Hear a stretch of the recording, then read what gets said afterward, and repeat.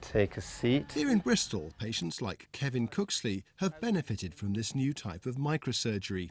He's now back on his feet after a motorbike accident. So how fast was the combined speed of your motorbike and the vehicle that you hit? 140. 140. Whew. Can you just bend, straighten the knee?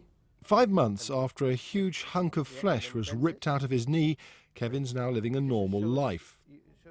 Right, so this is the transplanted tissue we've taken from your back. Can we just see you walking, Kevin? It's all due to the region's specialist microsurgery plastics unit at Frenchay Hospital. You know, I was quite seriously thinking that, you know, I might lose part of my body, and I've learnt an awful lot about the capabilities of Mr Khan's surgery and what the hospital can do, and I've been very, very impressed. Well, I'm pointing to the tiniest of needles that they have to use here for their microsurgery. They have to look at it through this microscope and ultimately through this larger television monitor. On the hand. And now his surgeon has for the first time introduced this surgery to Pakistan. Umraz Khan has just filmed his recent visit to Jinnah Hospital in Lahore.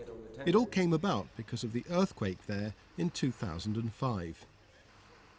When I went there to help, a lot of the patients who survived the earthquake had extremity injuries. It came to light that, in fact, microsurgery was in its infancy in that country, and there were patients who were deemed inoperable by the surgeons because they couldn't do the tissue transplant. So he's coming to our patients. 18-year-old Zulfikar lost his thumb in a farming accident, but the team from Frenchay taught their colleagues how to remove his second toe to make a new thumb. 2 teams operated on both sets of limbs at the same time. Doctors in Lahore say they're seeing more and more casualties from the conflict with the Taliban. As well as for earthquake victims, they say the Frenchay expertise couldn't have arrived at a better time. Matthew Hill, BBC Points West, Frenchay.